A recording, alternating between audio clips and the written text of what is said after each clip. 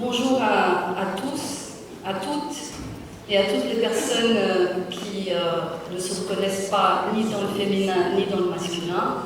Bonjour à tout le monde et merci d'être là. Je vous présente donc Stéphanie. Elle est docteur PhD en psychologie du développement et maître de conférences, enseignante titulaire en psychologie du développement et de l'éducation depuis 2004 à l'Université de Rennes, au département carrière sociale de l'IUT de Rennes. Parcours animation sociale et socioculturelle, où elle a occupé plusieurs fonctions, dont la direction du département carrière sociale de l'IUT de Rennes et la direction de la licence professionnelle coordination de projets d'animation et de développement social et socioculturel pendant de nombreuses années.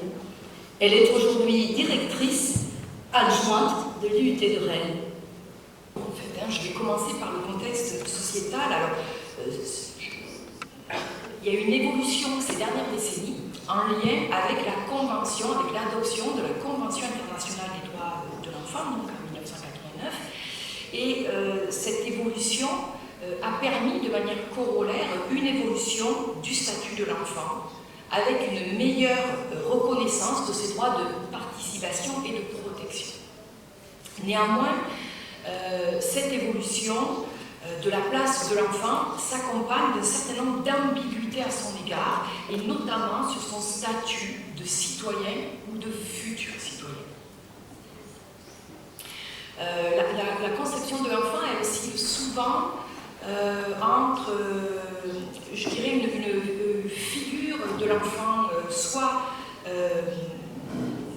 une figure miniature de l'adulte, soit une figure de l'enfant reconnue dans ses spécificités.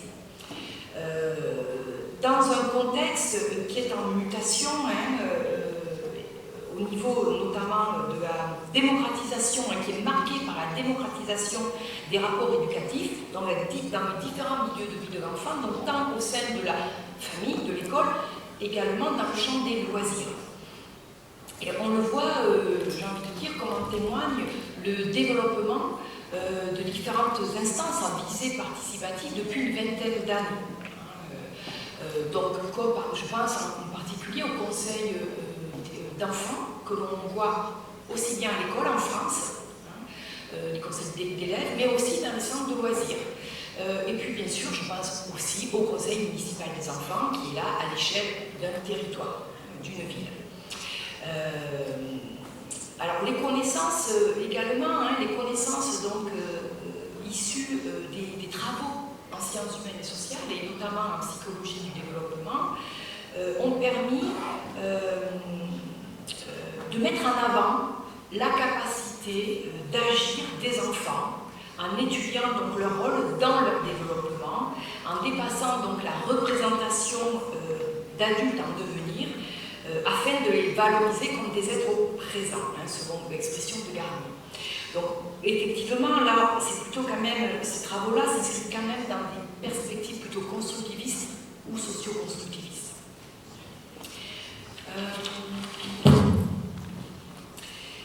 Donc on voit que, que les avancées en fait au plan sociétal et au plan scientifique repositionnent les enfants comme des acteurs contribuant à la construction de leur propre existence, donc et actifs dans la société.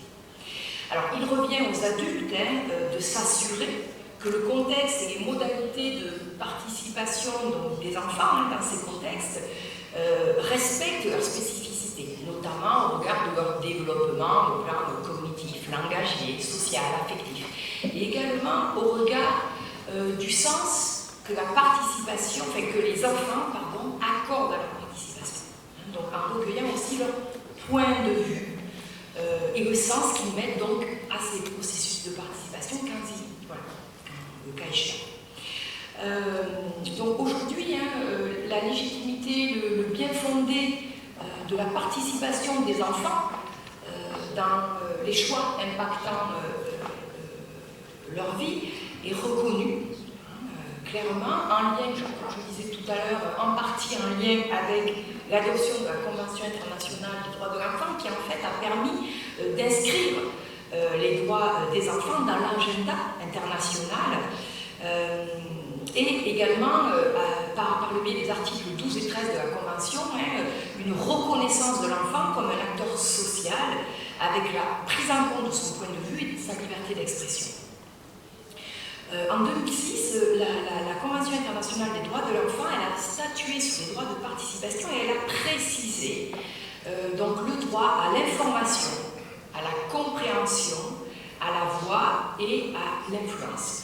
Donc, en quelques mots, le droit à l'information, c'est, j'ai envie de dire, c'est la première étape en fait d'un processus quand on souhaite qu'un enfant inscrire un enfant dans un processus, qu'un enfant puisse s'inscrire dans un processus de participation.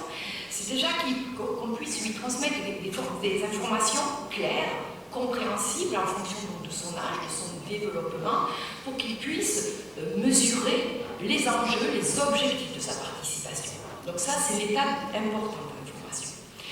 Ensuite, la deuxième étape, effectivement, ça va être la compréhension, c'est-à-dire qu'il va falloir s'assurer, en tant qu'adulte, que les enfants comprennent les informations qui leur ont été transmises.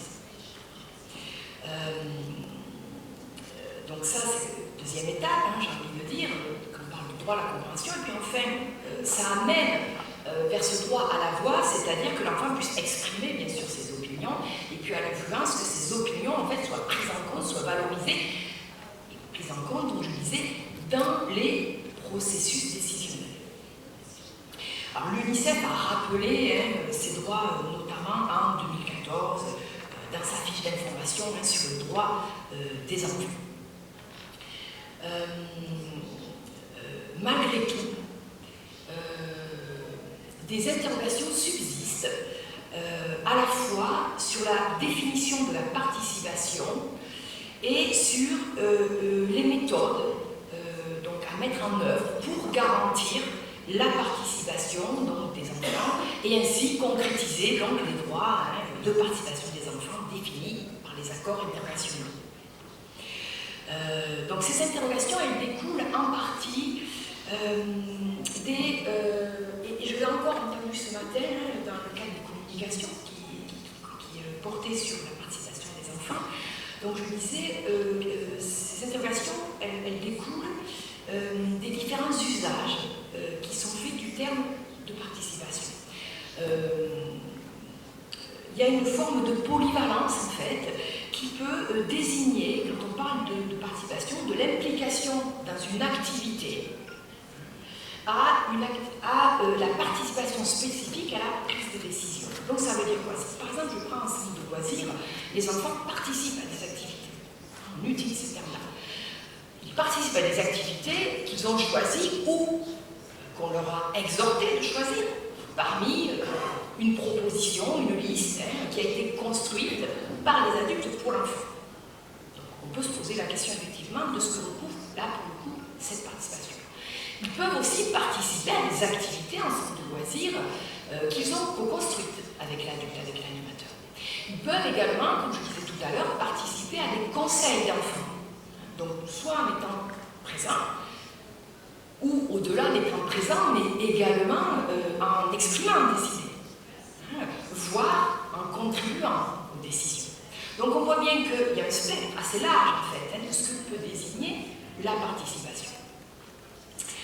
Et on va voir en fait qu'on le retrouve vraiment chez les animateurs qui encadrent le conseil municipal des enfants. Donc il est important de distinguer ce qu'on va appeler la participation passive de la participation active. Et puis on va voir au final qu'il y a différents niveaux de participation. Alors c'est vrai que la littérature est assez riche, il y a de nombreux auteurs qui ont théorisé différents niveaux de participation. Donc il peut aller de la consultation à la participation au processus de décision. Alors, ce qui différencie dans la littérature souvent ces différents modèles de participation, c'est le fait de considérer ou non la consultation comme une forme de participation. C'est souvent ce qui différencie les autres. Alors, je ne vais pas revenir dans le détail sur les modèles de participation que vous êtes sans doute nombreux à connaître. J'en j'en ai sélectionné 3 en particulier. Pourquoi? Parce que Hart, c'est un des premiers auteurs à présenter une analyse de la participation donc, par niveau. Donc ce modèle a souvent été repris.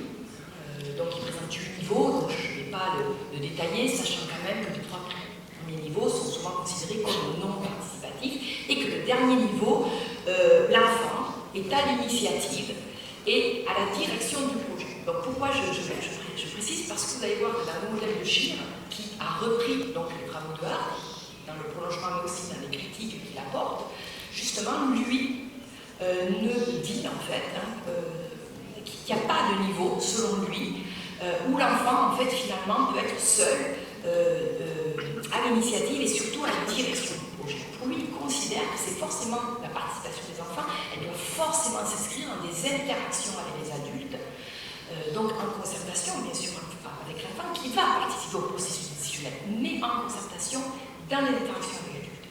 Donc c'est pour ça que ce modèle-là, je le trouve très intéressant de Scheer aussi. Pourquoi? Parce qu'il a créé, il est très applicable, j'ai envie de dire.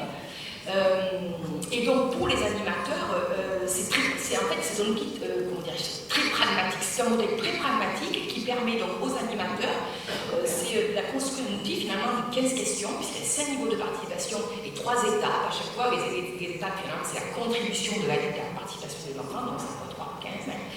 Et donc, voilà, donc, je trouve qu'il est intéressant parce qu'il va au-delà de la simple énumération de niveau de participation et est davantage orienté vers l'action.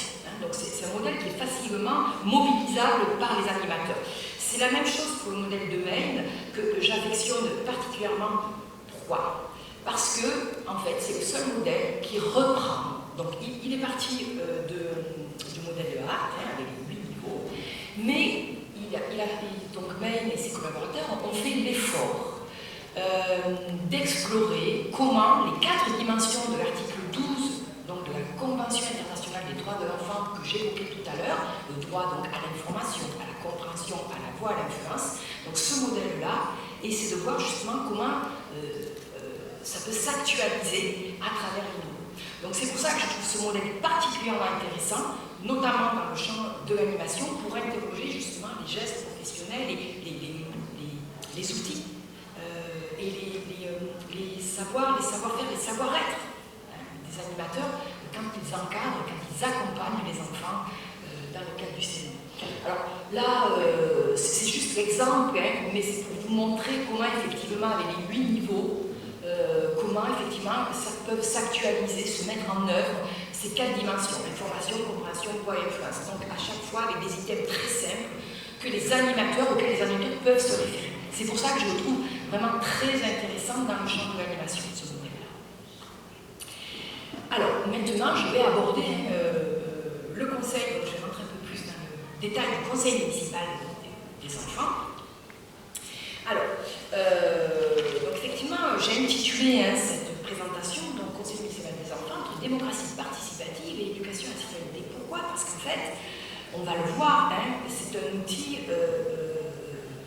c'est à la fois un outil, c'est un exercice dans lequel du CME, les enfants vont participer à la vie démocratique de leur ville, en partageant des idées, en construisant, on va voir un projet pour la ville, pour les enfants de la ville, et également éducation à la citoyenneté, parce qu'effectivement, on va le voir avec la définition que je vais vous proposer de la citoyenneté. En fait, la citoyenneté, il faut qu'elle s'exerce, il faut qu'elle s'essaie, il faut qu'elle se pratique.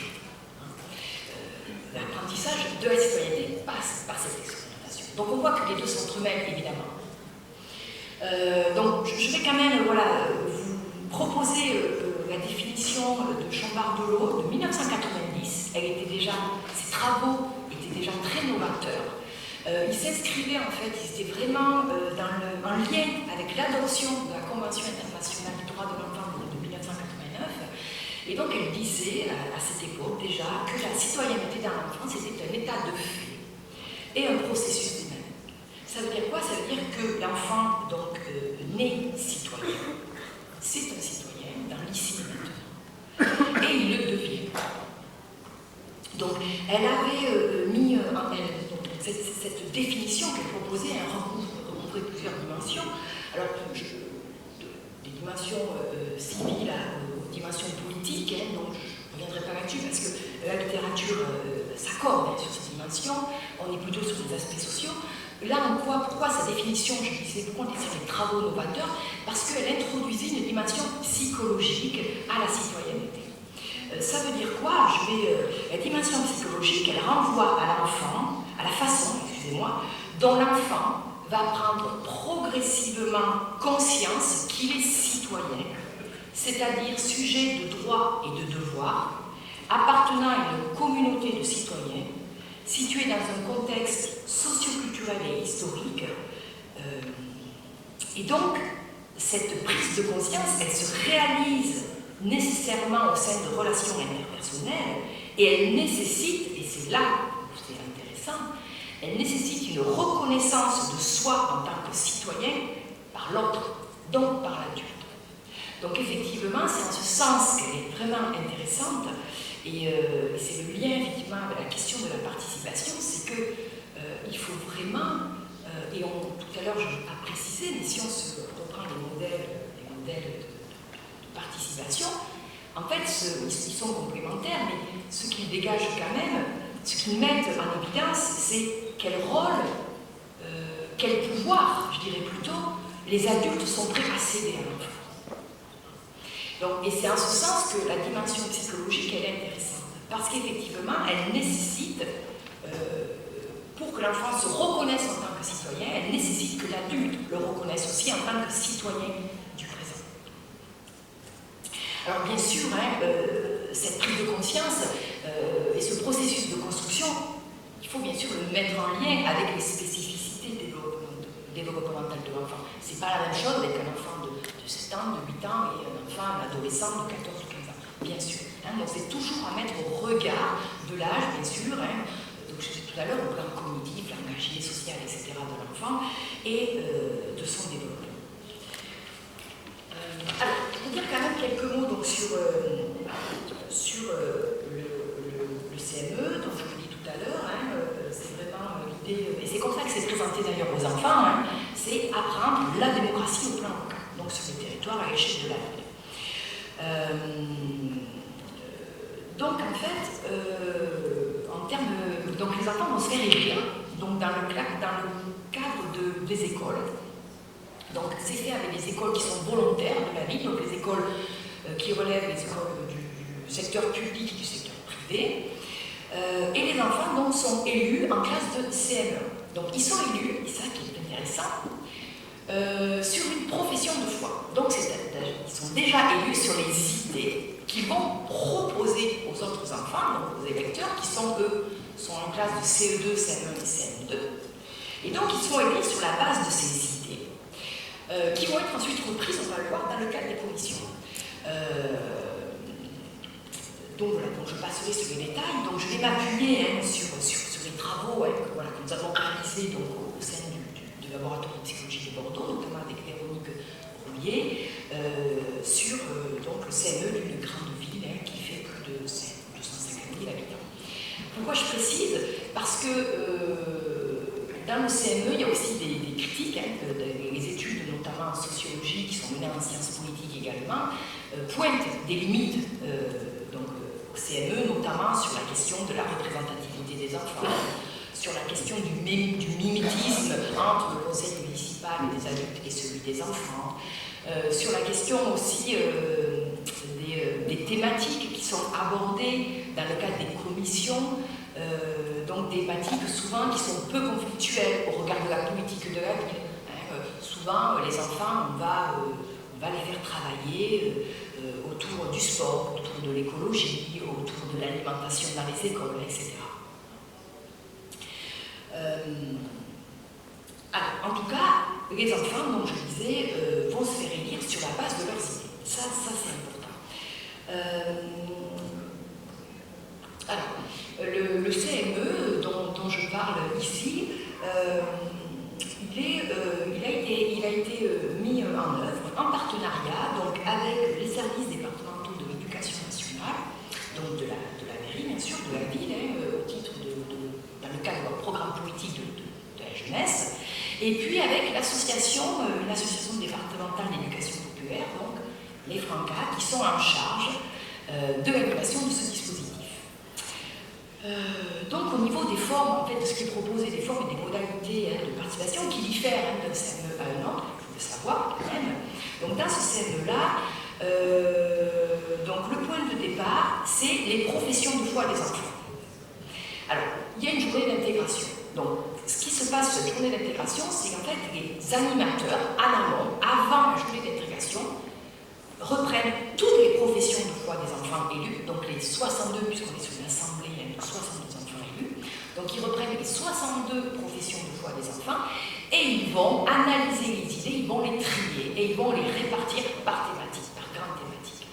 Et donc, à partir de ça, dans cette journée d'intégration, eh bien, avec les enfants, en concertation avec les enfants, et à partir de leurs idées initiales, sur la base desquelles ils ont été élus, ils vont former des commissions sur lesquelles ils vont travailler pendant leur mandat de 2 ans. Je ne vais pas préciser, mais excusez-moi, on est sur un mandat de 2 ans. Donc en fait, ce mandat de 2 ans, il est réparti de la manière suivante. La première année, on est plutôt, puisque l'objectif quand même de ce mandat, c'est au bout du compte de réaliser un projet pour les enfants de la ville.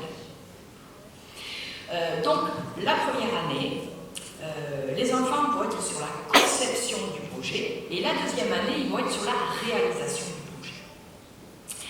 Donc ils vont travailler par commission thématique. Donc il y a des séances plénières, mais la plupart du temps, ils sont en fait en sous-commission. Donc les 62 enfants viennent de travailler ensemble, pour dire les choses, mais ils sont répartis en général en 3 ou 4 commissions, à partir donc, de leurs idées et du travail qui a été fait par les animateurs. Donc ces commissions sont mensuelles, c'est un mercredi après-midi par mois, c'est relativement peu, et ça va très vite sur les 2 années. Donc ce qui est au cœur de ces commissions, c'est la pédagogie du projet. Ce que je disais, il y a une obligation, il faut vraiment réaliser un projet au bout des 2 ans. Donc c'est vraiment ce qui va être à l'articulation vraiment de l'animation des animateurs, ou de l'encadrement des animateurs. Alors, il faut aussi quelques transversales, en lien bien sûr avec les thématiques de leur commission, et puis ils ont aussi 2 ou 3 séances plénières, c'est important, avec le maire, en présence du maire et des élus adultes. Donc ça c'est quelque chose de très formel, mais de très important pour les enfants, puisqu'en fait c'est là où le maire va valider sur la première leur commission. Parfois, il peut arriver qu'il ne valide pas, c'est déjà arrivé. Nous, on a observé 2 mandats, donc 4 ans, et sur un des mandats, effectivement, il y a une commission qui n'a pas été validée par le maire, et donc les enfants, parce qu'en fait, la thématique de cette commission n'était pas dans les priorités, dans les axes politiques de la ville, prioritaires, et donc a été demandé de dissoudre cette commission, tout simplement, et les enfants ont été répartis de cette commission, donc sur les autres commissions. Donc c'est des choses qui peuvent arriver.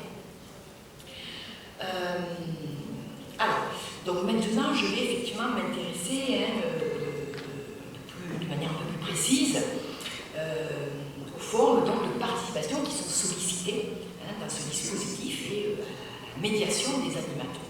Finalement, qu'est-ce que proposent les animateurs et comment ils travaillent avec les enfants.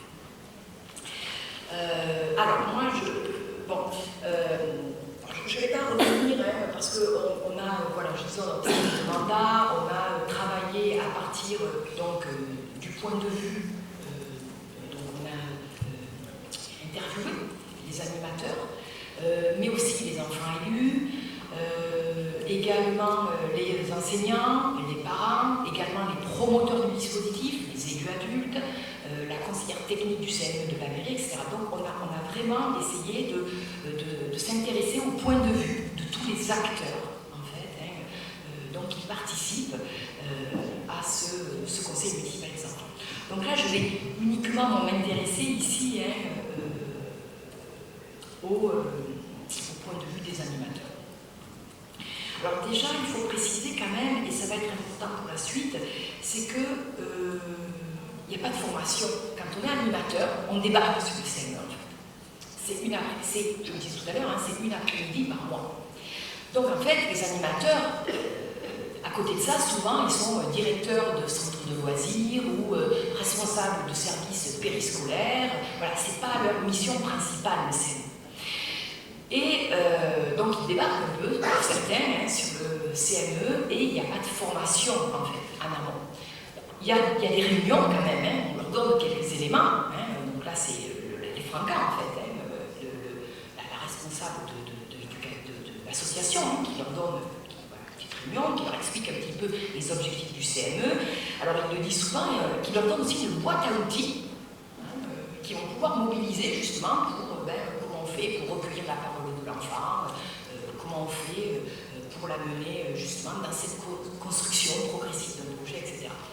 Mais c'est vrai qu'ils n'ont pas vraiment de formation. Et c'est vrai que ça se ressent parce que ensuite, pour certains qui ont moins d'expérience que d'autres, peuvent se trouver en difficulté. On est avec des animateurs pour certains qui relèvent d'une animation volontaire, en France le BAFA, voilà, ils font autre chose par ailleurs. Et puis pour certains, ce sont des professionnels de l'animation avec plusieurs années d'expérience, comme je disais tout à l'heure. Donc il y a 4 éléments qui ressortent en fait de cette animation du CME. La première, c'est le souci pour les animateurs de garantir la participation des enfants.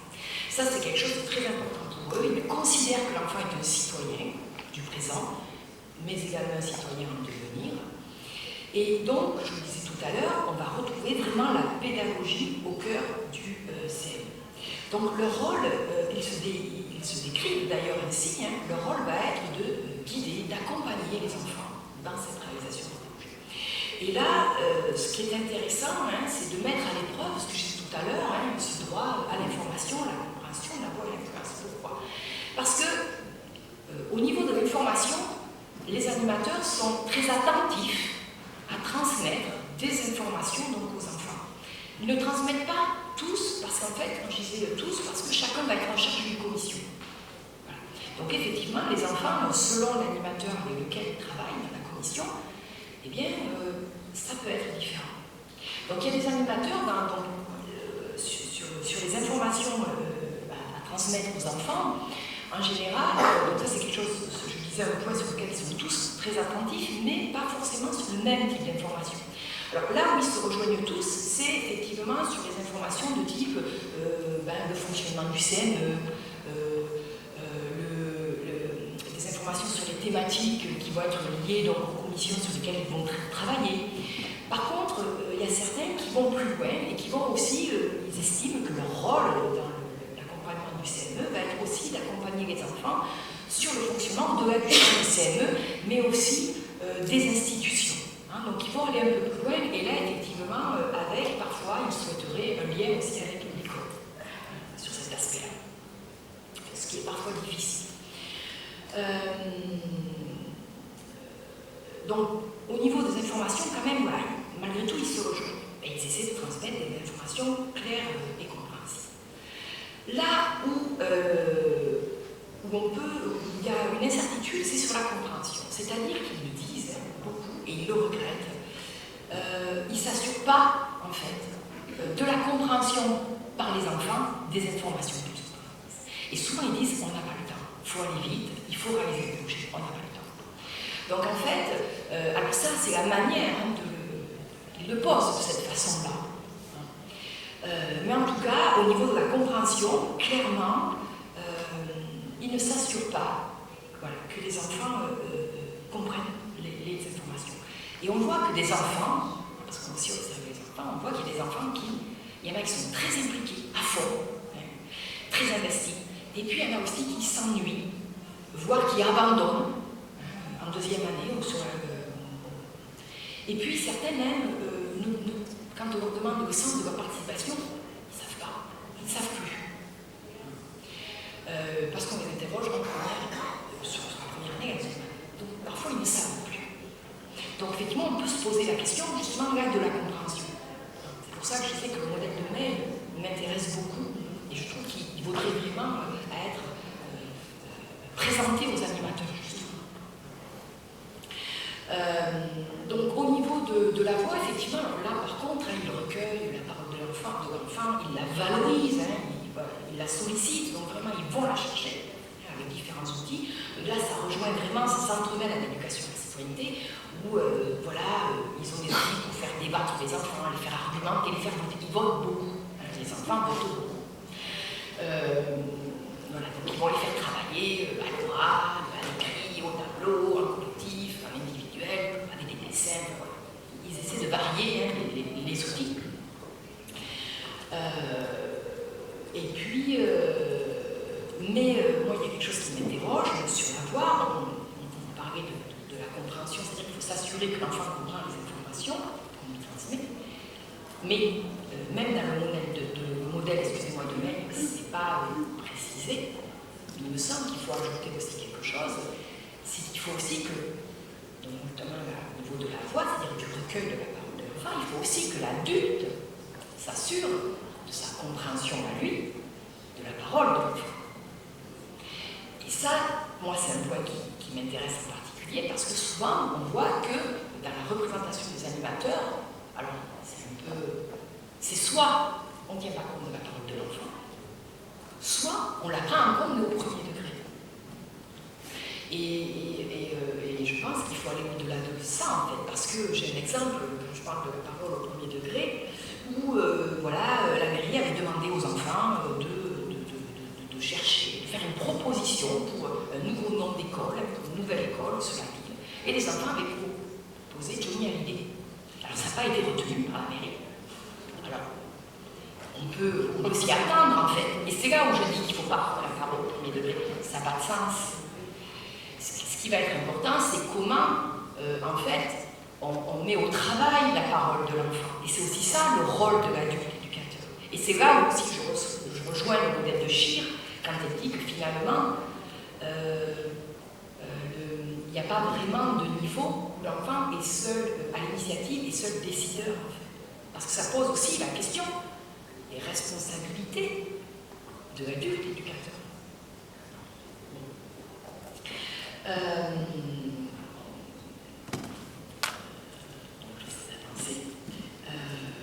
Donc voilà, oui.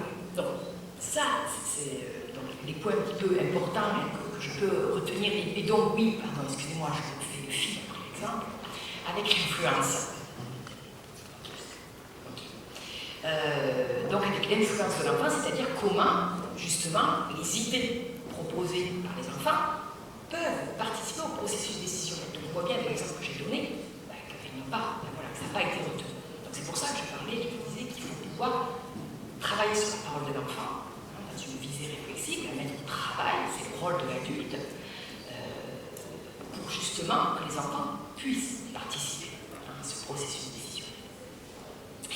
Alors, il y a un autre point qui est très intéressant en tout cas, et qui ensuite moi m'amène à réfléchir sur comment on peut accompagner, parce que finalement, pourquoi cet intérêt, pourquoi ces travaux, pour effectivement pouvoir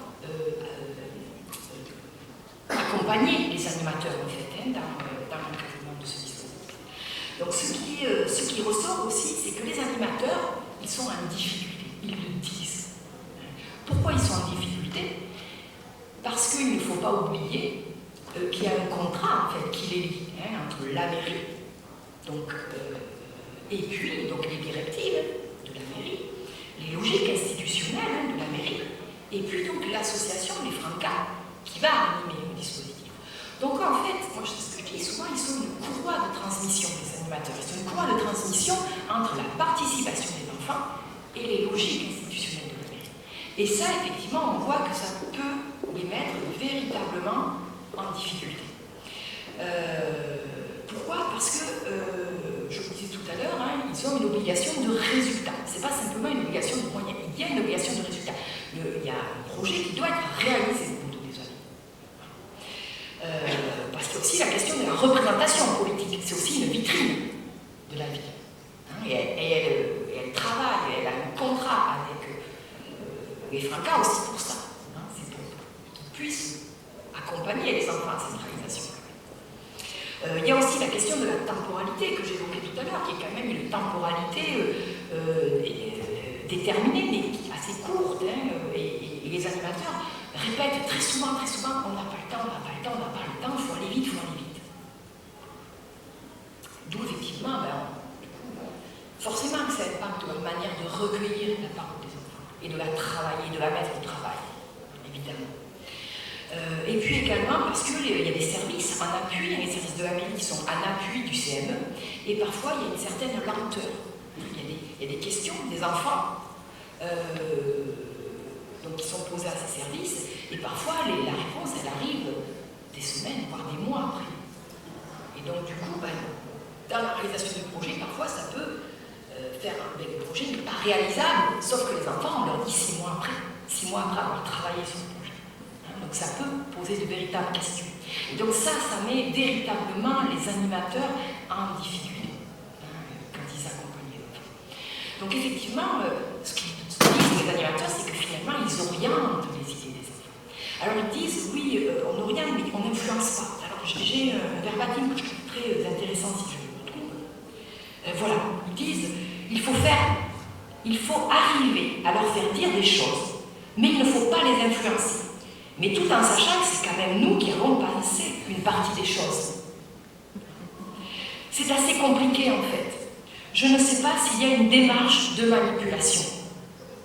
Donc on voit qu'ils sont vraiment en difficulté, qu'ils se posent de véritables questions, mais que effectivement le contexte en fait n'est pas facilitant. Et puis il y a une autre limite qu'ils mettent en exergue et sur laquelle moi je m'interroge aussi.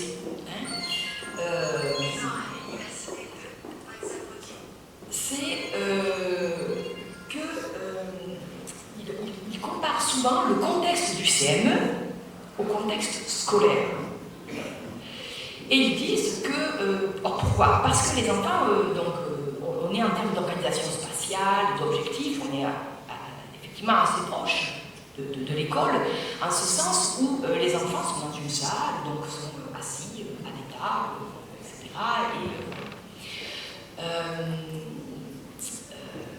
Donc c'est comme si, pour les animateurs, c'était difficile de faire participer les enfants dans ce contexte.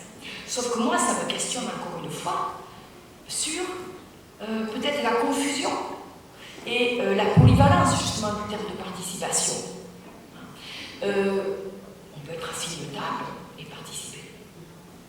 Comme on peut, et ils mettent ça en avant, ils disent oui, parce que dans le centre de loisirs, par exemple, on est plus, il y a une liberté de mouvement, il y a des activités ludiques. Et donc c'est comme si la participation était plus aisée, était plus facile, avec une liberté de mouvement ou autour de pratiques ludiques. Je n'en suis pas sûre.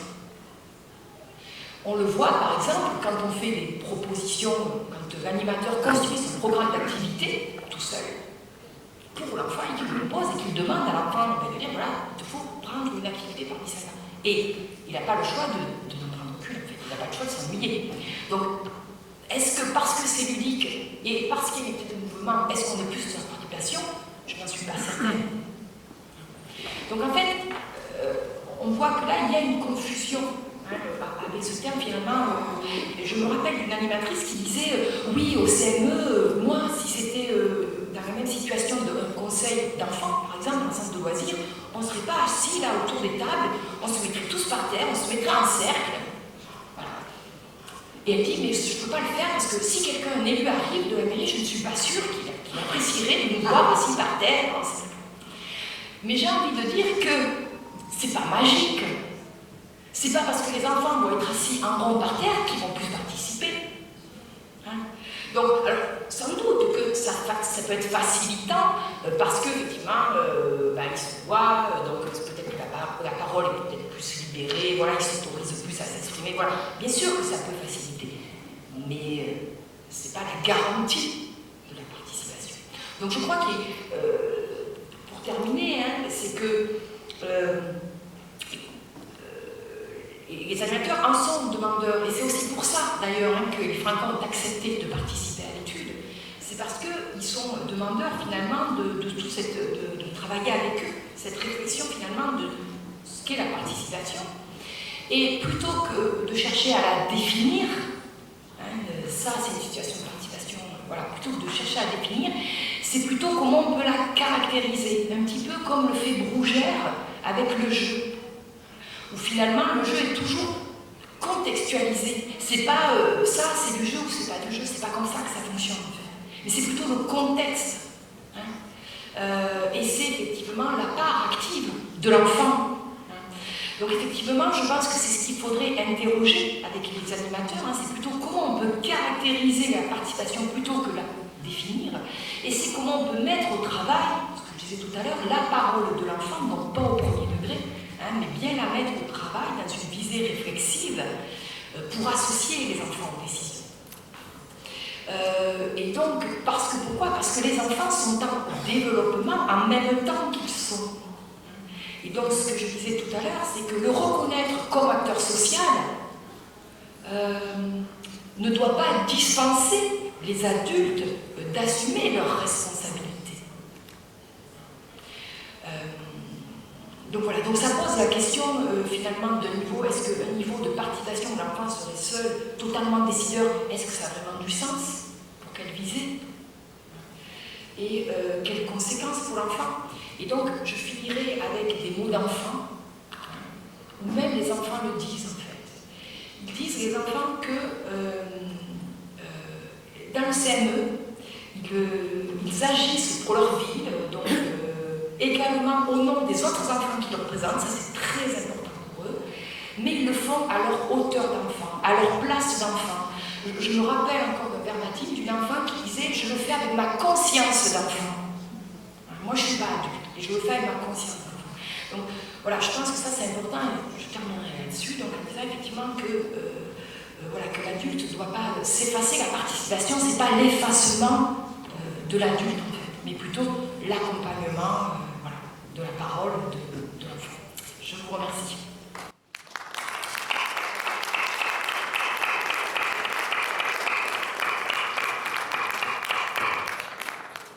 Merci Stéphanie pour ton excellente intervention.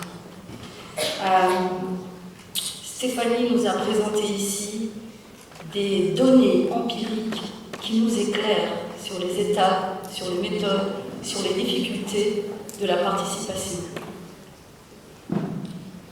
La pédagogie du projet, non pas une didactique de la participation, ni même une pédagogie de la participation comme le soutient Witold Method. Ça c'est très important. Parce que sans données empiriques, comment peut-il y avoir un débat scientifique? La théorie souvent devient de la rhétorique. Je vous donne la parole pour poser toutes les questions que vous voulez, des commentaires à l'intervention de Stéphanie.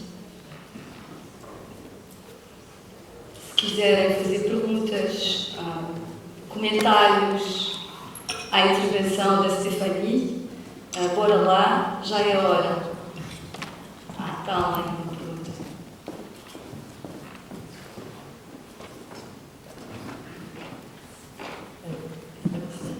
Bonjour déjà, merci beaucoup pour la présentation.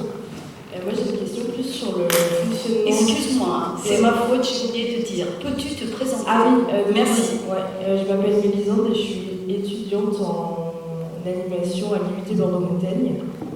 Et donc moi j'ai une question plutôt sur la conception en fait, du conseil municipal des enfants.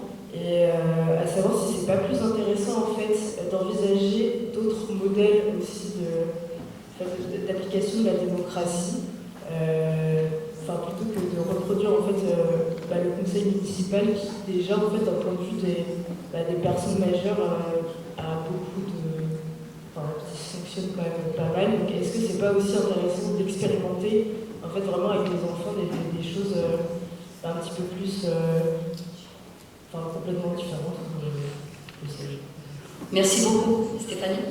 Alors, c'est ce que je disais tout à l'heure, ça porte le nom, c'est un conseil municipal des enfants, mais même si effectivement ça peut parfois être un reproche, c'est pas une reproduction du conseil municipal des adultes. C'est-à-dire que l'idée, c'est pas d'avoir un modèle miniature d'élus adultes, c'est pas ça du tout.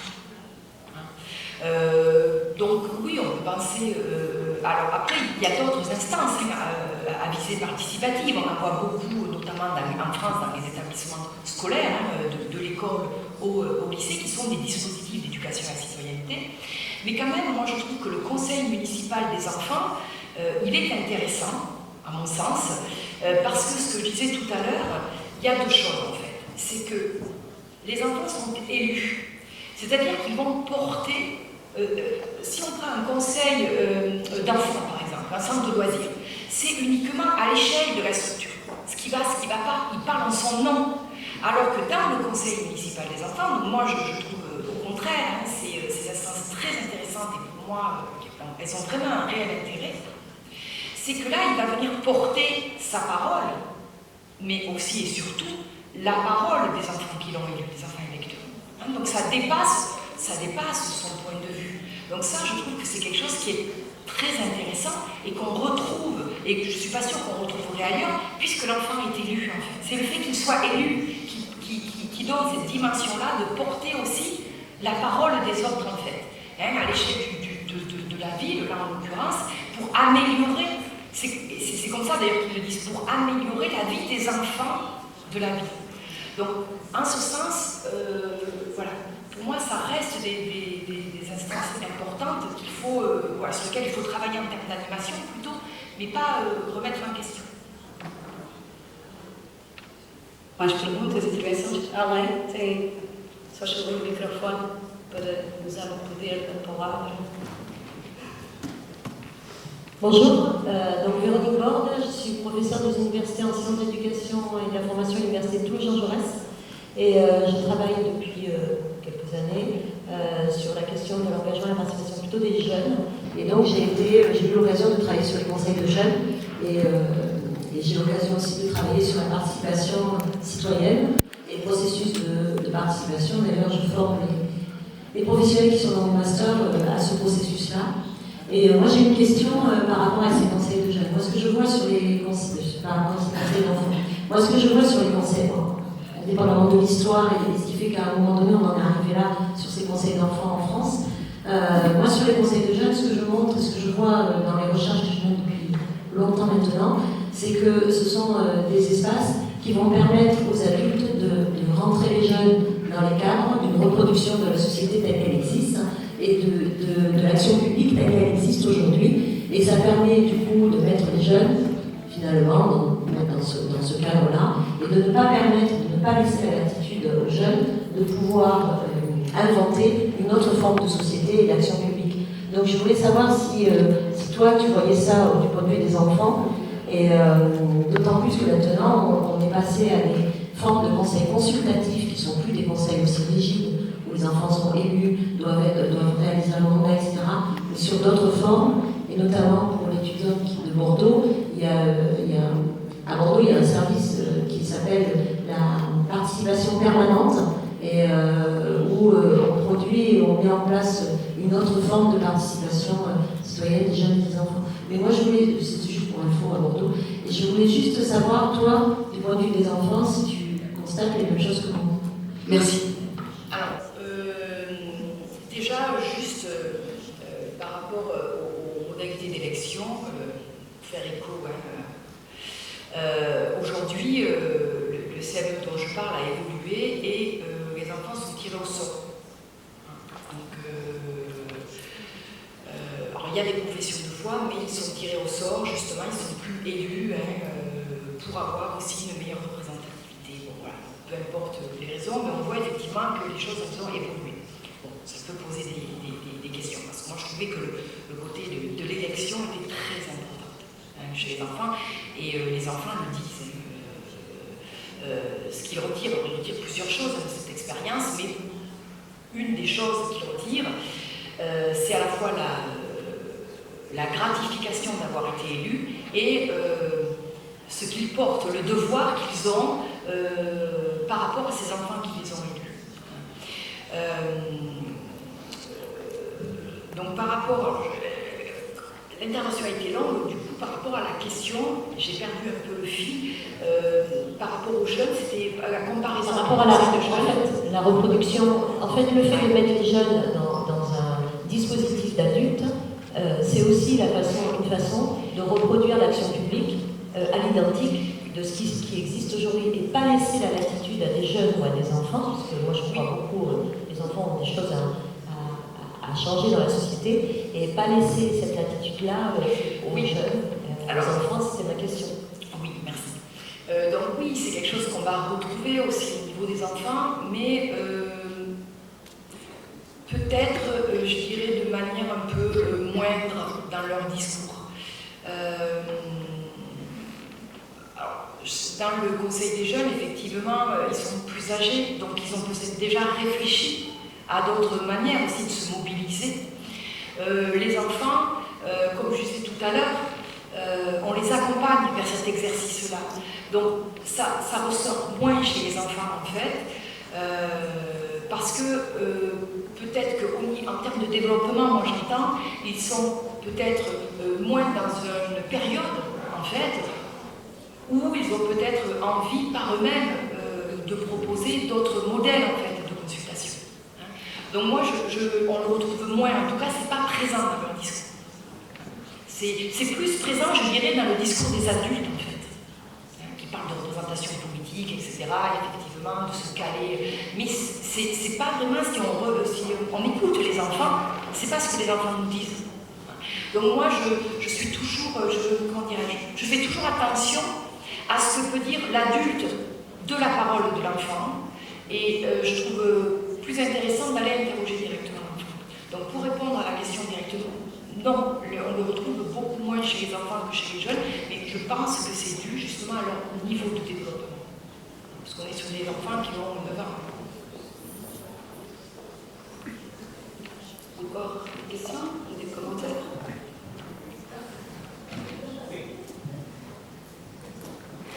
Está aqui à frente uma pergunta. Obrigada. La dernière. C'est la dernière question. Merci beaucoup pour l'éclairage, l'intervention. Dans un esprit de réciprocité dans l'analyse, là on voit une démarche qui est faite dans le sens des enfants vers les espaces adultes.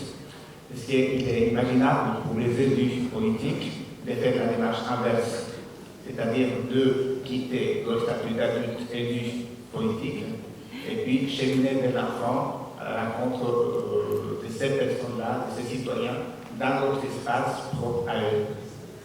C'est envisageable.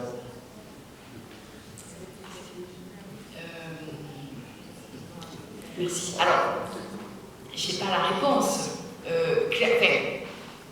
J'ai un début de réponse, mais à l'heure actuelle, clairement, les adultes ne l'envisagent pas, les élus adultes ne l'envisagent pas. Est-ce que ça serait possible? Et ça rejoint la question qui a été posée, sans doute que oui. Bien sûr que si on travaillait, ça serait possible. Mais, très honnêtement, pour aussi avoir travaillé, interviewé les élus, les promoteurs en fait, du dispositif, non, clairement, non. C'est quand même plus descendant de l'adulte vers l'enfant. Et c'est sans doute, voilà, bien sûr que les choses pourraient être réinterrogées et retravaillées. Mais c'est pas, on va dire, c'est pas la perspective, en tout cas, actuelle envisagée par les adultes. Donc, on nous pressionne. C'était la dernière question, parce que vous voulez aller manger. Et juste terminer, disons quelques mots. Dans les commissions, les enfants peuvent être informés, avoir bien compris, vouloir influencer les adultes lors de l'étape de la prise de décision et choisir parfois de ne pas participer, ayant des raisons compréhensibles, parfois une grande capacité à argumenter, et les modèles théoriques auxquels Stéphanie a fait référence n'abordent pas assez comment ce genre de participation de résistance, la non-participation, peut être prise en compte par les animateurs et animatrices, et selon le modèle de May et les autres, comment écouter cette voix de résistance, qui est une sorte de participation, ne pas vouloir participer. Merci beaucoup pour ton excellente présentation, surtout